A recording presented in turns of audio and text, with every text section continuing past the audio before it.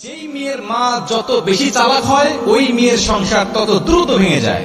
কারণ এই সমস্ত মায়েদের প্রধান কাজ হলো নিজের সংসার তারা যেভাবে চালায় মেয়ের সংসারটা ঠিক একই ভাবে চালাতে চায়, কিন্তু যখন দেখে যে আমার কথা অনুযায়ী মেয়ের সংসার চলছে না, ঠিক তখনই বিভিন্ন কথা বলে মেয়ের কান ভারী করে মেয়ের মনটা নষ্ট করতে থাকে। এক পর্যায়ে স্বামীর সংসার ছেড়ে আসতে এই মেয়েটা বাধ্য হয়। মেয়েরা বোঝে না যে বিয়ের পরে স্বামী ছাড়া বাপ মাও তার আপন থাকে না।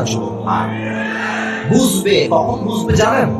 যখন তালাক হয়ে যাবে, বাপের বাসায় যাবে, মেয়ের মা তো আর এক বদমাইশ সব জায়গাতে, বেশিরভাগ জায়গায়।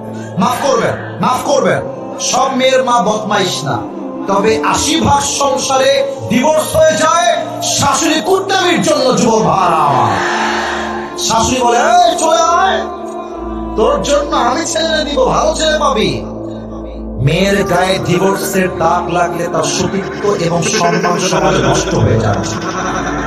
এই জন্য বলে আমার শিক্ষার ফাঁকুমার জীবন থেকে হাজার ঝগড়া হবে, হাজার মারামারি হবে, স্বামী হাজার গালি দিবে, তবু স্বামী আপনার আপন, দুনিয়ার কেউ আপনার আপন নয়। যুবক ভাই।